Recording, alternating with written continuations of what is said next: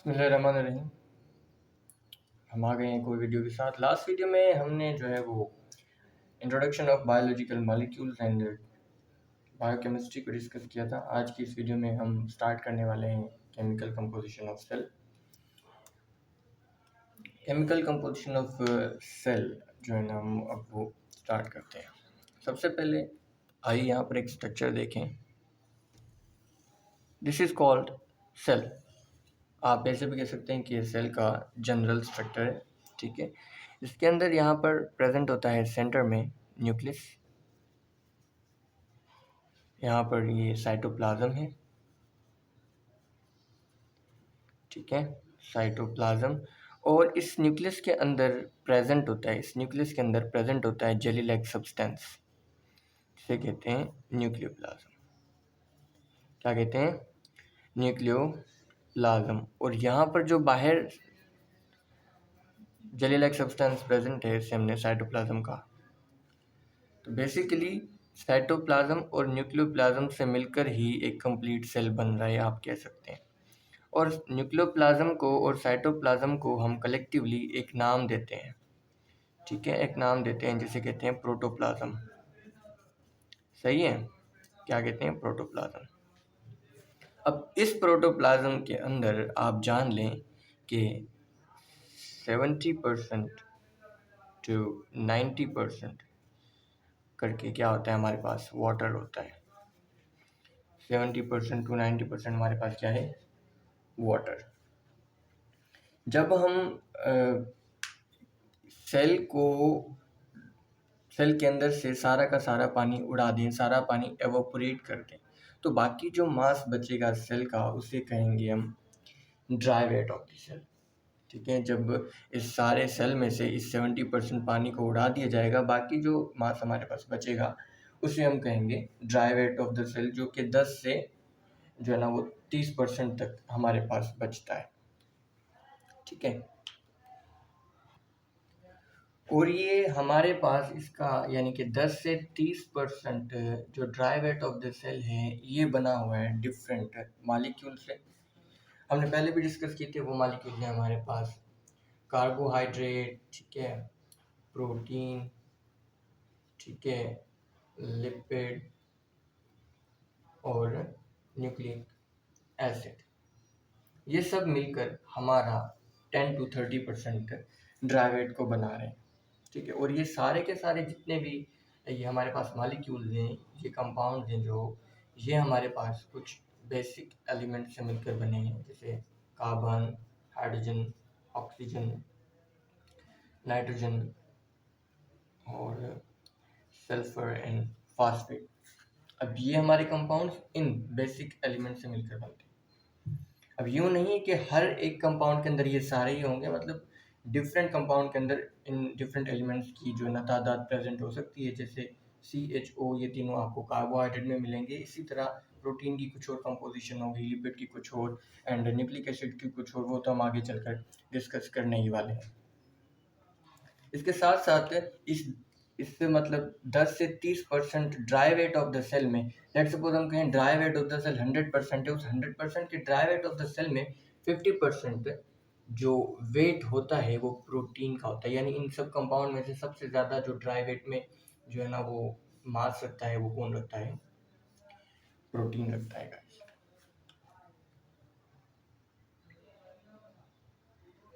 ये थी हमारे पास total chemical composition of cell. आइए इसके बाद हम डिस्कस करते हैं हमारे मॉलिक्यूल्स को, बायोमॉलिक्यूल्स को मज़ीद डीपली। पहले तो हमने जस्ट इंट्रोडक्शन पढ़ा था, आइए अब उनको मज़ीद डीपली डिस्कस करते हैं। अब हमारे पास है बायोमॉलिक्यूल्स। बायोमॉलिक्यूल्स जो हैं, हमने पहले भी डिस्कस किया था कि मॉलिक्यूल्स होते हैं, मॉलिक्यूल्स आपस में जुड़ते हैं तो जो है ना वो मैक्रोमॉलिक्यूल्स बनते हैं। अब ये माइक्रोमॉलिक्यूल्स क्या हैं, मैक्रोमॉलिक्यूल्स क्या हैं, आइए इस कॉन्सेप्ट को समझते हैं। सबसे पहले तो यहाँ पर आपको लफ्ज़ में ही डिफरेंस ज़ाहिर होगा। यहाँ पर है मैक्रो, यहाँ पर है माइक्रो। माइक्रो का मतलब होता है स्मॉल, ठीक है। मैक्रो का मतलब होता है लार्ज, ठीक है। Large molecules and small molecules. Small molecules मिलकर लार्ज मॉलिक्यूल्स बनाते हैं, यानी माइक्रो मॉलिक्यूल्स मिलकर मैक्रो मॉलिक्यूल्स बनाते हैं। अब आप इस यहाँ पर इस डायग्राम को देखो, यहाँ पर ये छोटे छोटे से आपको, पहले तो ये फिलामेंट नजर आ रहा होगा, फिलामेंट ठीक है, लेकिन इसमें आपको छोटे छोटे से पॉइंट्स नजर आ रहे होंगे, बीड्स टाइप स्ट्रक्चर नजर आ रहे होंगे। ये बीड्स टाइप स्ट्रक्चर जो है, ये जो आपको नजर आ रहे हैं, आप समझें कि ये क्या है, माइक्रो मॉलिक्यूल है। ये क्या है, माइक्रो मॉलिक्यूल। ये माइक्रो मॉलिक्यूल्स आपस में जुड़ गए तो उन्होंने एक बहुत बड़ा मॉलिक्यूल बना लिया, जिसे हमने कहा मैक्रो मॉलिक्यूल। ठीक है, क्या कहा, मैक्रो मॉलिक्यूल हमने इसे कहा। दूसरा, मैक्रो मॉलिक्यूल्स को पॉलीमर्स भी कहा जाता है, मैक्रो मॉलिक्यूल्स को पॉलीमर भी कहा जाता है, और माइक्रो मॉलिक्यूल्स को मोनोमर्स भी कहा जाता है, मोनोमर्स।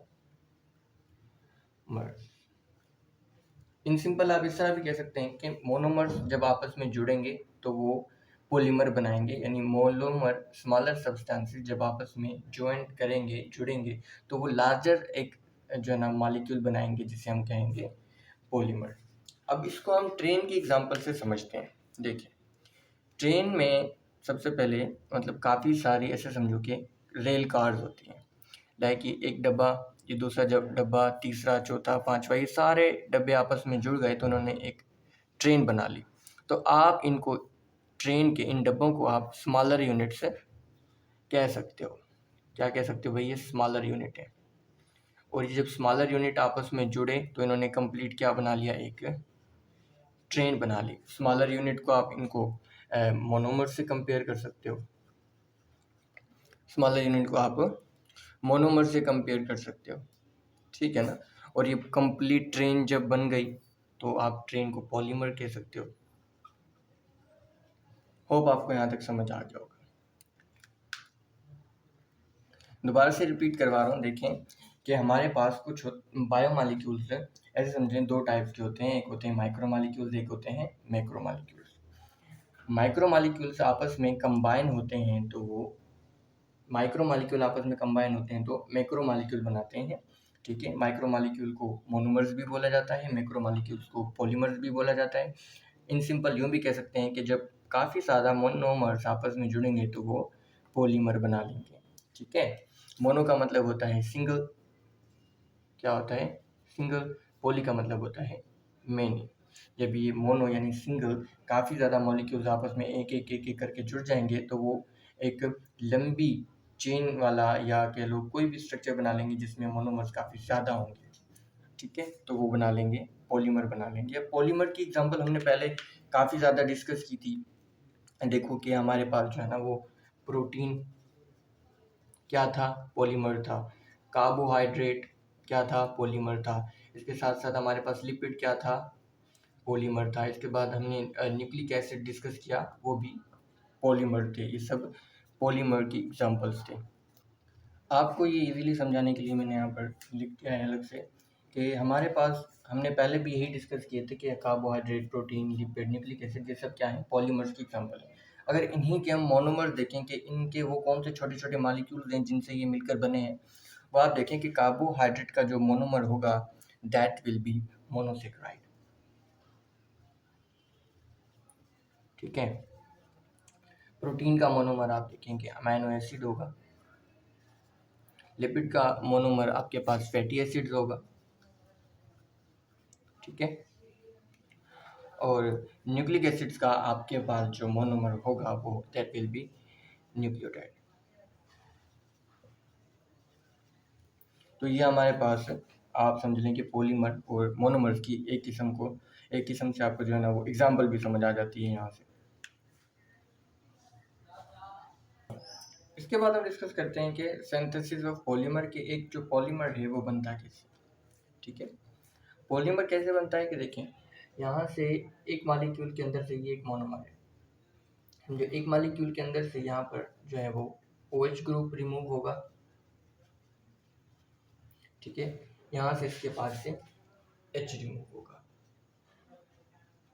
ठीक है। यहाँ पर इनकी वैलेंसी खाली हो जाएगी और ये दोनों मॉलिक्यूल्स आपस में जुड़ जाएंगे। इसके बाद से फिर से यहाँ से जो है ना OH रिमूव होगा, यहाँ से फिर H रिमूव होगा, इसकी वैलेंसी खाली हो जाएगी और ये मॉलिक्यूल आपस में फिर से जुड़ जाएंगे। इस तरह जुड़ते जुड़ते ये क्या बना लेंगे, पॉलीमर आपके पास बना लेंगे। क्वेश्चन पैदा होता है कि यहाँ से जो H रिमूव हुआ और यहाँ से जो OH रिमूव हुआ और यहाँ से जो H रिमूव हुआ, ये कहाँ गया? तो ये H और ये OH आपस में बॉन्डिंग कर लेंगे, ठीक है, यानी 2 H हो गया हमारे पास, एक O हो गया, तो यहाँ पर ये क्या बन गया, H2O हो गया, ठीक है। यहाँ पर ये प्रोसेस कि जिसके अंदर जो है ना कंडेंस हो रहे हैं, आपस में मिल रहे हैं मॉलिक्यूल्स, तो क्या बन रहा है, पॉलीमर। तो इस प्रोसेस का नाम भी क्या है, कंडेंसेशन। कंडेंसेशन, इस प्रोसेस को क्या कहा जाता है, कंडेंसेशन, ठीक है। और इसी सेम प्रोसेस का एक और नाम भी है जिसे कहा जाता है डिहाइड्रेशन सिंथेसिस। क्या कहा जाता है, डिहाइड्रेशन सिंथेसिस। अब इस प्रोसेस को डिहाइड्रेशन सिंथेसिस कहने की वजह, कंडेंसेशन को, यानी इस प्रोसेस को कि जिसमें जो है यहाँ से OH रिमूव हो रहा है, यहाँ से H रिमूव हो रहा है, वैलेंसी खाली हो रही है और दो मॉलिक्यूल्स आपस में जुड़ जा रहे हैं, और ये जो OH और H यहाँ से अलग हुए, ये आपस में बॉन्डिंग कर लें और वाटर बना लें। अब यहीं से आपको थोड़ी हिंट मिली होगी, आइए मैं आपको समझाता हूँ। इसको डिहाइड्रेशन सिंथेसिस इसी वजह से बोल रहे हैं, देखें यहाँ पर क्या रिमूव हो रहा है, वाटर, तो removal of water is called dehydration. और यहाँ पर कुछ सिंथेसाइज भी हो रहा है, कुछ बन रहा है, सिंथेसाइज का मतलब होता है टू मेक, कुछ बनना, ठीक है। तो यहाँ पर क्या सिंथेसाइज हो रहा है, ये पॉलीमर। तो इस प्रोसेस में एक पॉलीमर सिंथेसाइज हो रहा है और एक पानी की डिहाइड्रेशन हो रही है, that's why it is called as dehydration synthesis. दोबारा से बता रहा हूँ कि सिंथेसिस ऑफ पॉलीमर कैसे होती है, कि यहाँ पर हमारे पास जो है यहाँ से एक किसी भी मोनोमर में से क्या होगा, OH ग्रुप रिमूव होगा, यहाँ से H रिमूव होगा, इन दोनों की वैलेंसी खाली होगी, तो ये आपस में जुड़ जाएंगे। यही सेम आगे भी होगा, ठीक है। और इसमें से OH और जो H होगा, ये आपस में बॉन्डिंग करके क्या बना लेंगे, वाटर बना लेंगे। और ये जो आपस में दोनों की वैलेंसी खाली होने के बाद यही दोनों जो मॉलिक्यूल्स आपस में जुड़ जाएंगे, ठीक है, और क्या बना लेंगे, इस तरह पॉलीमर बना लेंगे। इसके बाद हम डिस्कस करते हैं ब्रेक डाउन ऑफ पॉलीमर। हमने जो है ना वो सिंथेसिस ऑफ पॉलीमर डिस्कस किया, अब डिस्कस करते हैं break down of polymer. Break down of polymer के लिए यहाँ पर सबसे पहले जो है वो कुछ ऐड होगा, एडिशन ऑफ क्या होगी, वाटर होगी, ठीक है। जब यहाँ पर एडिशन ऑफ वाटर होगी तो यहाँ से इसका बॉन्ड टूट जाएगा, ठीक है। इसका बॉन्ड टूटने से यहाँ पर पानी में से OH आकर जुड़ेगा और यहाँ से H आकर जुड़ जाएगा। तो यहाँ पर आप देखें तो ये कुछ इस तरह से बन जाएंगे मॉलिक्यूल, ठीक है। यहाँ पर पानी की एडिशन से इसका जो बॉन्ड था वो टूटा और यहाँ पर पानी के OH, यहाँ पर पानी का OH आकर जुड़ा और एक पानी का हाइड्रोजन आकर जुड़ा, तब क्या हो गया, यहाँ से ये दोनों मॉलिक्यूल्स आपस में टूट गए, ब्रेक डाउन हो गए। अभी भी आप देख सकते हैं कि यहाँ पर दो जो है ना वो मोनोमर स्टिल कनेक्टेड है, तो यहाँ पर फिर से जो है ना वो वाटर आकर ऐड होगा, वाटर आकर ऐड होगा तो फिर ये दोनों मॉलिक्यूल्स फिर से एक दूसरे से क्या हो जाएंगे, अलग हो जाएंगे, ठीक है। अब एडिशन ऑफ वाटर हो और कोई भी मॉलिक्यूल टूटे तो इस प्रोसेस को नाम दिया जाता है हाइड्रोलाइसिस। क्या कहा जाता है, हाइड्रोलाइसिस, कि पानी की वजह से लाइसिस हुई, किसकी, एक पॉलीमर की, that's why this process is called hydrolysis, के पानी की मौजूदगी से या पानी के एडिशन से यहाँ पर क्या हो गया, हाइड्रोलाइसिस हुई, एक पॉलीमर मोनोमर में टूट गया। आज की वीडियो हम यहाँ पर ख़त्म करते हैं, मिलते हैं इंशाल्लाह नेक्स्ट वीडियो में। आपको किसी भी किस्म का क्वेश्चन हो तो आप कमेंट करके पूछ सकते हैं। तब तक के लिए अल्लाह हाफिज़।